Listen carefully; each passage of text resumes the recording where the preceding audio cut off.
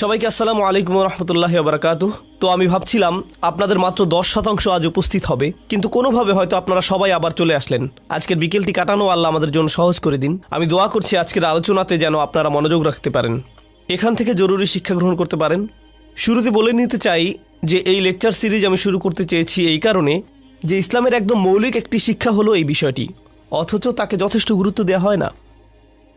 এই শিক্ষাকে আমরা মূল্য দিচ্ছি না। আজকের প্রোগ্রাম শেষ হওয়ার পর হিকমা বিষয়টির গুরুত্ব আর জরুরিয়াত সম্পর্কে যথেষ্ট অবগত হবেন বলে আশা করছি।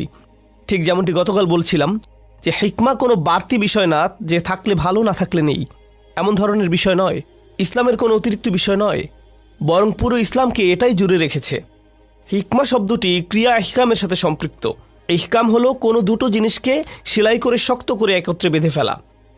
আল্লাহ ঠিক এই অর্থেই কোরআনে বলেছেন উহকিমাত আয়াতুহু, একই মূল হতে কোরআনের আয়াতগুলো সেলাই করে দেয়া, অর্থাৎ কোরআনের আয়াতগুলো এমনভাবে আমাদের দেখতে হবে যেন সেগুলো একে অপরের সাথে বাঁধাই করা। আরবিতে ইহকাম অর্থ হলো কোনো দড়ি দিয়ে সেটাকে শক্ত করে বেঁধে ফেলা। আর কোনো জিনিস যা ভালোভাবে সুরক্ষিত আছে তাকে বলে মুস্তাহকাম। মুস্তাহকাম বলে একে। এখান থেকেই হুকুম শব্দটির ধারণাটি এসেছে, যার মানে হলো খুব ভেবে চিন্তে রায় দেয়া। এখান থেকে প্রজ্ঞার ধারণাটিও আসে, অর্থাৎ সুরক্ষিত ও নিরাপদ জ্ঞান ও চিন্তা, মানে খুব আগপিস চিন্তা ভাবনা করে কিছু ঠিক করা। এটা এমন কোনো অনুভূতি না যে মনে হলো আর করে ফেললাম। আমাদেরকে আজকাল যা বলা হয় সেটা পুরোই উল্টো। মনের কথা শোনো, নিজের অনুভূতিকে অনুসরণ করো, তোমার সত্যের সাথে যাও। কিন্তু এসি কাজ করছে কি করছে না সেটার সাথে তো তোমার সত্য ঘন্টায় ঘন্টায় বদলে যায়, সেটার কি হবে? তো তোমার সত্যের পেছনে ছোট কথাটি হলো হিকমতের পুরোই উল্টো। হিকমা মানে হলো আমি একটি সিদ্ধান্ত নিয়েছি, এখন অবস্থা সহজ হোক কি কঠিন আমি সিদ্ধান্ত অটল থাকব। যে কারণে আমি ভূমিকার কথাগুলো আবারও বলছি সেটা হলো, যদিও এটা নিয়ে এখানে বিস্তারিত আলোচনা করতে পারবো না, তবে আমার সূরাতুল জুমার লেকচারে সেটা পাবেন। বিষয়টি হলো হাজারো বছর আগে ইব্রাহিম আলাইহিস সালাম কাবা নির্মাণ করেছিলেন। কাবা নির্মাণ শেষে পুত্র ইসমাইলকে সাথে নিয়ে তিনি দোয়া করেছিলেন যেন লোকেরা এই ঘরের দিকে আসে, এখানে এসে ইবাদত করে, কারণ এই ঘর একমাত্র সত্য খোদা আল্লাহর ইবাদতের জন্যই নির্মিত হয়েছে। এরপর দোয়া করলেন যেন তার সন্তানদের মধ্য হতে, অর্থাৎ তার পুত্র ইসমাইলের ঔরস হতে যেন একজন রাসূল আসে। হে আল্লাহ, আমার সন্তানদের মধ্য হতে একজন রাসূল পাঠান ইসমাইলের ধারা থেকে। কারণ ইব্রাহিম আলাইহিস সালামের তো আরেকজন পুত্র ছিল ইসহাক, আর ইসহাক থেকে এসেছেন ইয়াকুব, ইয়াকুব থেকে ইউসুফ, এরপর আরও অনেক অনেক অনেক। অন্যদিকে ইব্রাহিম আলাইহিস সালামের বড় পুত্র ইসমাইল তিনি বলছেন, হে আল্লাহ, একজন রাসূল পাঠান আমার সন্তানদের মধ্য থেকে। সেই রাসূল কি করবেন? ইয়াতলু আলাইহিম আয়াতিকা, তাদের কাছে আপনার আয়াত পাঠ করবেন। ওয়া ইউআল্লিমুহুমুল কিতাবা ওয়াল হিকমা, আর তিনি তাদেরকে শেখাবেন কিতাব আর কি শুনতে পেলেন আপনারা? আর হিকমা মানে প্রজ্ঞা। হাজার হাজার বছর আগে ইব্রাহিম আলাইহিস সালাম আল্লাহর এত এত পরীক্ষায় উত্তীর্ণ হবার পর, আল্লাহ তাকে এতগুলো পরীক্ষা নেবার পরে তাকে তিনি বললেন, আমি তোমাকে মানবজাতির উপর একজন ইমাম বানিয়ে দিচ্ছি, তোমাকে অগ্রদূত বানিয়ে দিচ্ছি। যে কোনো নবীর চাইতে তাকে আরও কঠিন পরীক্ষার সম্মুখীন হতে হয়েছিল। এরপর আল্লাহ তাকে কাবা নির্মাণ করার দায়িত্ব দিয়ে পুরস্কৃত করলেন। এরপর তিনি আল্লাহর কাছে দোয়া করলেন, ইয়া আল্লাহ, এই স্থানকে এমন বানান যেন সবাই আসতে পারে, এখানে বসবাসকারীদের নিরাপত্তা দিন, তাদেরকে রিজিক দিন। আল্লাহ বললেন, না, আমি এমনটা করব না। তোমাদের কিছু বংশধর ঈমান আনবে না, আমি তাদেরকে দেব না। তোমার খারাপ বংশধরদের জন্য কোনো নিশ্চয়তা দেব না। লা ইয়ানালু আহাদিজ জালিমিন। ইব্রাহিম আলাইহিস সালাম কত কিছু করলেন। এরপর যখন দোয়া করলেন, আল্লাহ তখন বললেন, তোমার দোয়া পুরোটা না, আংশিক গ্রহণ করলাম। এরপর ইব্রাহিম আলাইহিস সালাম আরেকটি দোয়া করলেন, ঠিক আছে, তার দোয়াতে অল্প একটু পরিবর্তন আনলেন। সেখানে হালকা পরিবর্তন আনতে আনতে দোয়ার সর্বশেষ ভার্সন হলো। এরপর আল্লাহ সেটা গ্রহণ করলেন। সেই গৃহীত দোয়াটি ছিল, ইয়া আল্লাহ, আমার সন্তানদের মধ্যে একজন রাসূল পাঠান, যে আপনার আয়াত পড়বে, তাদেরকে কিতাব আর হিকমা শেখাবে, আর তাদেরকে পবিত্র করবে। আল্লাহ সেই হাজার হাজার বছর আগে ইব্রাহিমের সেই দোয়া কবুল করলেন যে অবশেষে একজন রাসূল আসবেন যিনি মানুষদেরকে কিতাব আর হিকমা শিক্ষা দেবেন। কারণটি দেখুন, যদি ইব্রাহিম আলাইহিস সালাম আমাদের কাছে গুরুত্বপূর্ণ হন, তবে তার হিকমাও আমাদের কাছে গুরুত্বপূর্ণ হবার কথা। বুঝতে পারছেন? এই দিন কিতাব আর হিকমার দিন। সেই তখন থেকে এই দোয়া চলে আসছে। সেই দোয়া প্রতিফলিত হতে হতে আমাদের রাসূল সাল্লাল্লাহু আলাইহি সাল্লামের ওপর এসে পড়েছে। অতএব আল্লাহ বলছেন, আল্লাহ মুমিনদের উপর অনুগ্রহ করলেন। লাকাদ মান্নাল্লাহু আলাল মুমিনিন ইয বাআসা ফীহিম রাসূলাম মিন আনফুসিহিম, যখন তিনি তাদের মধ্য হতে একজন রাসূল পাঠালেন। ইয়াতলু আলাইহিম আয়াতিহি ওয়া ইউযাক্কিহিম ওয়া ইউআল্লিমুহুমুল কিতাবা ওয়াল হিকমা, যিনি তাদের কাছে তার আয়াত পড়েন, তাদেরকে পবিত্র করেন, অর্থাৎ কিতাব আর তাদের হিকমা শিক্ষা দেন। ইব্রাহিমের দোয়া আল্লাহ কবুল করলেন আর পাঠালেন মুহাম্মদুর রাসূলুল্লাহ সাল্লাল্লাহু আলাইহি সাল্লামকে, ঠিক না? তো আমি এগুলো যে কারণে আপনাদের বলতে চাচ্ছিলাম তা হলো, নবীজি মূলত 4টি জিনিস করেন। ইয়াতলু আলাইহিম আয়াতিহি, আয়াত তেলাওয়াত করেন, ওয়া ইউযাক্কিহিম, তাদেরকে পবিত্র করেন, ওয়া ইউআল্লিমুহুমুল কিতাব, তাদেরকে কিতাব শিক্ষা দেন, ওয়াল হিকমা, তাদেরকে হিকমা শেখান। চতুর্থ বিষয়টি কি ছিল? হিকমা, প্রজ্ঞা। দেখে মনে হচ্ছে যেন হিকমাই বাকি সবগুলোকে এক বন্ধনে আবদ্ধ করে ফেলেছে। যেমন ধরুন, আপনি একের পর এক ইট বসাতে পারেন, কিন্তু সিমেন্ট না দিলে সেগুলো কিন্তু শক্ত হয়ে আটকাবে না। এই পুরো দিনকে যেই সিমেন্টের বন্ধন আবদ্ধ করেছে তা হলো হিকমা। হিকমাই সবকিছুকে একত্রে বাঁধছে। তাছাড়া এর অর্থই তো হলো যা কিছুকে বেঁধে ফেলে, সুরক্ষিত করে। আর তাই আমরা হিকমাকে মূল্য না দিলে দিনের অন্যান্য অংশগুলো খুলে খুলে পড়তে থাকে, আলাদা হয়ে যেতে থাকে। কিছু মানুষ তো থাকে যে এই ইট ধরে বসে থাকে, কেউ ওই ইট ধরে বসে থাকে, আবার কেউ আরেক ইট ধরে, বুঝতে পারছেন? এর পরে দিনের কি হয় বলুন তো? কিছু মানুষ শুধু আয়াত তেলাওয়াত করে, তারা শুধু আয়াত পড়ে যায়। দিন নিয়ে, ধর্ম নিয়ে তাদের আর কোনো সম্পর্কই নেই, শুধু পড়ে যাওয়া ছাড়া। আরেক দল বলে, আমরা শুধু নিজেদের তাজকিয়া করতে চাই, নিজের অন্তর পবিত্র করতে চাই, এটাই শুধু চাই আমি, আর কিছুই না, আর কোনো কিছুরই দরকার নেই। আরেক দল বলেন, না, আপনাকে ফিকহ শিখতেই হবে, আপনার আইন কানুন জানতেই হবে, ধর্মের পুরোটাই ফিকহ, শুধু নিয়ম কানুন, নিয়ম কানুন ব্যতীত আর কিছুই নেই ধর্মে। একদল এই অংশ নেয়, আরেক দল আরেক অংশ নেয়। কিন্তু হিকমা কি করে? এই সবগুলোকে একত্র করে আবদ্ধ করে। এভাবে ইসলামের সকল শিক্ষার মধ্যে ভারসাম্য তৈরি করে হিকমা। এজন্যই হিকমা এত গুরুত্বপূর্ণ।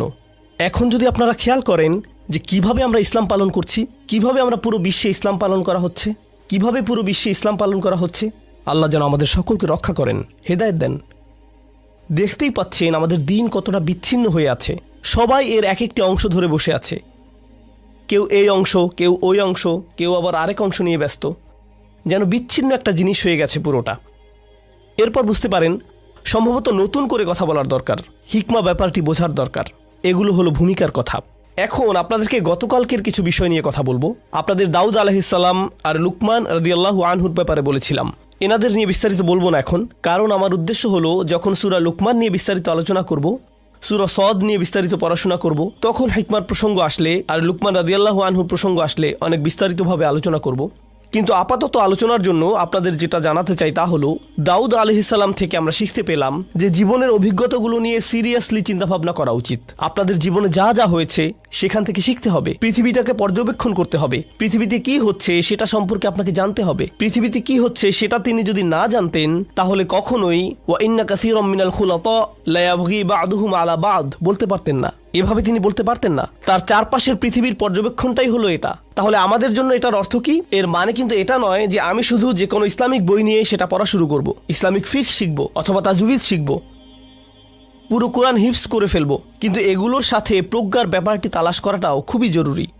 আবার প্রজ্ঞা তালাশের সাথে সাথে অন্যান্য জিনিস কি জানেন? সমাজবিজ্ঞান, রাষ্ট্রবিজ্ঞান, ইতিহাস, নৃবিজ্ঞান, বৈশ্বিক অর্থনীতি, আন্তর্জাতিক সম্পর্ক, আইন, নীতিশাস্ত্র, মনোবিজ্ঞান সহ আরও অনেক কিছুই। এই সবই এখন হিকমত খোঁজার সাথে সম্পর্কিত। বুঝতে পারছেন? বিষয়টা বোঝা কিন্তু খুব জরুরি। কারণ এখন অনেকেই বলেন, আমি তো শুধু দিন শিখতে চাই, দুনিয়া শিখতে চাই না। আরে এই কথাটাই তো প্রজ্ঞাহীনতা। কোরআনের হিকমার বুঝ নেই বলেই তারা এমন কথা বলতে পারে। বুঝতে পারছেন? এটা এক নম্বর। দ্বিতীয়টি হলো আধ্যাত্মিক এবং নৈতিক নীতিগুলো নিয়ে চিন্তা করা। এটা লুকমানের শিক্ষায় আছে। আল্লাহ লুকমানের ঘটনায় আমাদের কি শিক্ষা দিয়েছেন? যদি কেউ খুব গভীরভাবে চিন্তা করে তবে বুঝতে পারবে যে ঈশ্বর বলে একজন আছেন। তখন তার দায়িত্ব হলো ঈশ্বরের প্রতি কৃতজ্ঞ হওয়া। আখিরাতের বাস্তবতা আছে, আর যা কিছুই করি সব কিছুই পরিণতি আছে। তাই আমার উচিত সবার সাথে সঠিক ব্যবহার করা। এই মৌলিক ধারণাগুলো কিন্তু ওহী থেকে আসছে না। এই সত্য সব মানুষের ভেতরেই আছে। তারা যদি সত্যি সত্যি গভীরভাবে নিজেদের ভেতরে দেখে আর আশেপাশের পৃথিবীটাকে খেয়াল করে, আধ্যাত্মিকভাবেই চিন্তাভাবনা করে, তবে এই উপসংহারই আসবে। দেখুন, অনেক সময় কিন্তু প্রচুর অমুসলিমরাও এই উপসংহারই উপনীত হয়। ঠিক যেমন লুকমান, তিনি তো ওহী পাননি, ওহী তার কাছে পৌঁছায়নি, তবুও এটা বুঝেছিলেন। লোকমানের ঘটনা যেন এমন যে আল্লাহ যেন সেসব অমুসলিমদের অবস্থা প্রকাশ করে দিচ্ছেন যারা কোনো নবীর সংস্পর্শে আসা ছাড়াই ইসলামকে খুঁজে পেয়েছে, তাই না? এখানে কোরআন যেন এটাই দেখাচ্ছে। কি অসাধারণ ব্যাপার। তো আল্লাহ এখানে বলছেন যে পৃথিবীতে এমন লোকও আছে যারা আল্লাহকে খুঁজে পেতে পারে, আখিরাত বিচার দিবসের বাস্তবতাও তারা খুঁজে পেতে পারে, বুঝতে পারে যে আমার উচিত সবার সাথে সঠিকভাবে চলাফেরা করা। এই মৌলিক প্রজ্ঞা তারা কোনো ধরনের ওহির সাহায্য ছাড়াই পেতে পারে। আর এই মানুষগুলোর অনেকের ক্ষেত্রে কি হয় জানেন? আমরা দেখি যে তারা যখন ইসলাম সম্পর্কে জানতে পারে কিংবা যখন কোরআন পড়ে বা একটু পড়াশোনা করে তখন তারা মুসলিম হয়ে যায়। আর মুসলিম হয়ে যাওয়ার পর যখন তাদের জিজ্ঞেস করা হয়, তাদের শত হাজার জন একই কথা বলতে থাকে। দেখবেন তারা বলে যে এগুলো পড়ে আমার মনে হয়েছে এগুলো তো আমি আগে থেকেই মানতাম। তারা বলে যে এগুলো তাদের কাছে নতুন কিছুই মনে হয়নি, যেন আগে থেকেই তাদের ভেতরে এই জ্ঞান ছিল। ওদের কথা হলো, আরে আমি তো এগুলো আগে থেকেই বিশ্বাস করে আসছি, তাই না?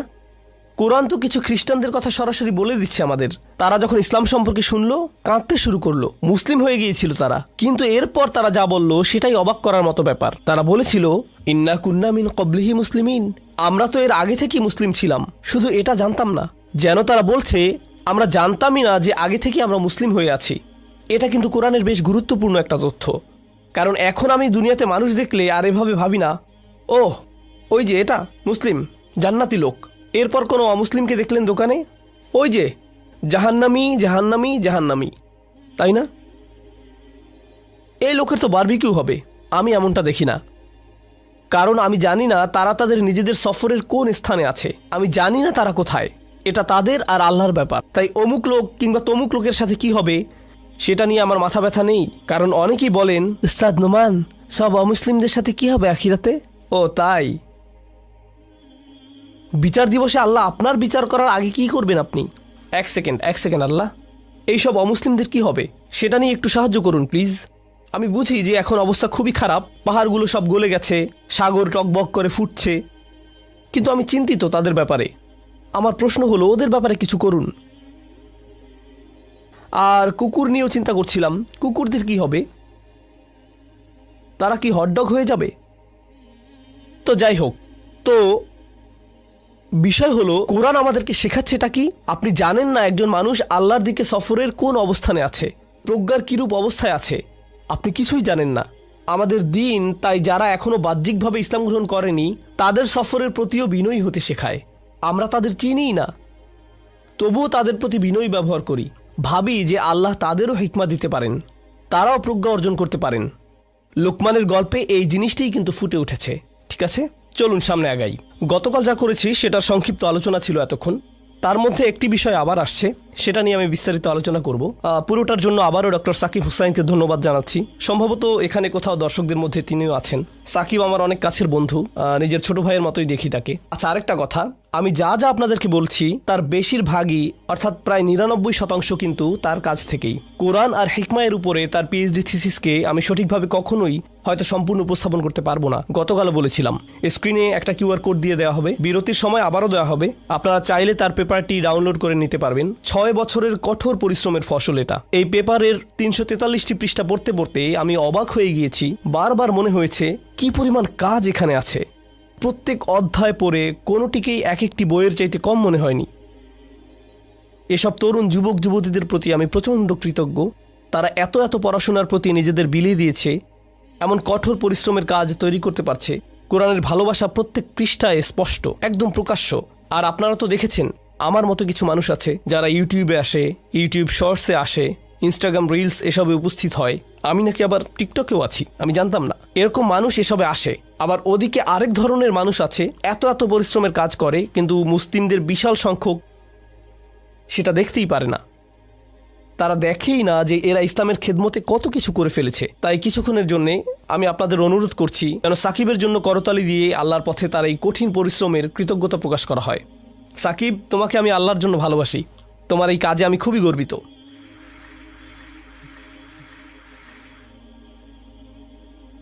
আচ্ছা, তো যাই হোক, ওকে, আপনি তালি বন্ধ করতে পারেন। দেরিতে চলে এসেছেন। একজন পুরো সময়টা ঘুমাচ্ছিল, তালি শুনে উনিও আচ্ছা, তো আমি দুজন মানুষের কথা বলেছি যাদের হিকমত ছিল, তবে সেটা ওহির হিকমত নয়। হ্যাঁ, দাউদ আলাইহিসসালাম যদিও একজন নবী, কিন্তু আল্লাহ যেই হিকমতের কথা বলেছেন সেটা হচ্ছে অভিজ্ঞতালব্ধ হিকমা, ওহির টানা। আর লুকমানের হিকমতও এদিক দিয়ে অভিজ্ঞতালব্ধ, গভীর চিন্তা ভাবনা থেকে উদ্ভূত, ওহির নয়। সবচাইতে ইন্টারেস্টিং ব্যাপারটি হলো ইসলামের আগে থেকেই কিন্তু আরবদের কাছে লুকমান জনপ্রিয় ব্যক্তিত্ব ছিলেন। মানে যেমন ধরুন, কোনো অতি জ্ঞানী কাউকে দেখলে আপনারা কি বলেন? এই যে আইনস্টাইন এসেছে, তাই না? এভাবেই বলেন না? অথবা কেউ খুবই ভালো ইংলিশ বললে তাকে বলেন, ও রে আমার শেক্সপিয়ার। বুঝতে পারছেন? তো আমরা যখন এমনটা করি তখন এসব মানুষকেই বাগধারার অংশ করে ফেলি। এই যেমন ধরুন, আরবদের মধ্যে কেউ কেউ যদি খুবই বুদ্ধিমান প্রজ্ঞাবান হয় তাহলে তারা বলে, ওই যে লুকমান হাকিম উনি। এভাবেই তো মানুষ বলে, তাই না? মানে কাউকে খুবই বুদ্ধিমান, খুবই প্রজ্ঞাবান, মানুষের ভালো বিচার করতে পারেন এমন কাউকে বোঝাতে লুকমান নামটা ব্যবহার করা হতো। তাদের মতে লুকমান রাদিয়াল্লাহু আনহু খুব সম্ভবত আদ জাতির কেউ ছিলেন। তারা তাকে নিয়ে কবিতা লিখত, তার নাম তুলে আনতো বিভিন্ন আলোচনায়। তিনি একজন রাজা ছিলেন, একই সাথে খুব বিজ্ঞ একজন ছিলেন, তাই না? বিভিন্ন বিবাদ তিনি মিটিয়ে দিতেন। মজার ব্যাপারটি হলো, কোরআনে বর্ণিত দাউদ আলাইহিসসালামের ঘটনার সাথে লুকমান সম্পর্কে আরবদের ধারণার মিল আছে। কেন? কারণ দাউদও একজন রাজা ছিলেন আর লুকমানও রাজা ছিলেন। দাউদ বিজ্ঞ ব্যক্তি ছিলেন কোরআন অনুযায়ী, আবার আরবদের কাছে লুকমানও ছিলেন বিজ্ঞ। আবার দাউদ বিভিন্ন মানুষের মধ্যকার বিবাদ নিয়ে বসতেন, আরবিতে একে বলে খাসম। আবার আরব কবিতায় দেখবেন লুকমানও লোকদের বিবাদ মিটমাট করে দিতেন, মানুষের মধ্যে তিনি খসমের সাহায্যে ফয়সালা করে দিতেন। ইসলাম পূর্ব আরব কবিতায় এই একই শব্দ খাসম এসেছে। আরও দেখুন, কোরআনে দাউদ আলাইহিসসালামকে শক্তিশালী কথা দেয়া হয়েছে, ফাসলুল খিতাব। আবার ইসলামের আগে লুকমানকে বর্ণনা করা হতো ফাসলি কিতাবিহিল হাকিমা। লুকমান বক্তৃতার ক্ষেত্রে প্রচণ্ড শক্তিশালী, বাগ্যী ছিলেন। ঠিক একই শব্দগুলো কোরআনে কার ক্ষেত্রে এসেছে? দাউদ। আর সবচাইতে বড় কথা, দাউদ আলাইহিসসালামের জন্য হিকমা শব্দ ব্যবহৃত হয়েছে, আর প্রজ্ঞা বোঝাতে আরেক শব্দ হুকমা, এটা কবিতায় আসতো লুকমানকে বোঝাতে। এখন আমি এগুলো আপনাদের এভাবে বলছি কারণ কোরআন এখানে এই ব্যাপারটি খুব কিন্তু ভালো করেই জানে যে আরবরা যখন এসব শব্দ শুনবে তখন তাদের লুকমানের কবিতাগুলোর কথা মনে পড়ে যাবে। এভাবে আল্লাহ দাউদ আর কার মধ্যে সংযোগ সৃষ্টি করতে চাচ্ছেন? লুকমানের। দাউদ আর লুকমান। আরও অসাধারণ হলো, পরে যখন আল্লাহ লুকমানকে নিয়ে কোরআনের কথা বলবেন তখনও দাউদের সাথে একটা সম্পর্ক তৈরি করে দিবেন। তাহলে আল্লাহ এখানে কি করছেন? তিনি সাধারণভাবে আরবদের সংস্কৃতিকে, তাদের কবিতাকে, তাদের আর্টকে, তাদের গল্পকে স্বীকৃতি দিয়েছেন, সেটা ব্যবহার করেই তাদের সাথে যোগাযোগ করেছেন। আর এটা কিন্তু কোরআনের গুরুত্বপূর্ণ একটা হিকমা। কারো সাথে যোগাযোগ করতে চাইলে তার সংস্কৃতি সম্পর্কে কিছুটা জানা থাকতে হবে। কোনো জাতিকে ভালো করে কিছু বোঝাতে হলে তাদের ইতিহাস সম্পর্কে জানতে হবে, তাদের সম্পর্কেও কিছু জানা দরকার। যেমন ধরুন তাদের ভাষা কীরকম ইত্যাদি। আর ভাষা খুব সহজেই বদলে যায়, তাই না? যেমন ধরুন আমার ভাষা, মূলত ইংরেজি ভাষা যেটাকে বলে, সেটার সাথে আজকালকার তরুণদের ভাষার কোনো মিলই নেই, তাই না? যেন ভিন্ন ভিন্ন দুইটা ভাষা। আমি যখন হাই স্কুলে ছিলাম কেউ একজন বলল নো ক্যাপ, মানে সত্যি সত্যি। আমি না বুঝে বললাম স্কুলেতে ক্যাপ পরা মানা। মানে আমি কি করব সেটা বুঝতেই পারছিলাম না। মানে ভাষা বদলায়, ভঙ্গি বদলে যায় খুব তাড়াতাড়ি। তাই আপনি যদি আজকের তরুণদের সাথে কথা বলতে চান বা এই দল ওই দলের সাথে কথা বলতে চান, তবে তাদের কালচার সম্পর্কে জানতে হবে কিছুটা, তাদের প্রকাশভঙ্গির ব্যাপারটা বুঝতে হবে, তারা কিভাবে যোগাযোগ করে সেটা বুঝতে হবে, তাই না? এখানে কিন্তু কোরআন আমাদেরকে সূক্ষ্ম একটা হিকমা শিক্ষা দিচ্ছে।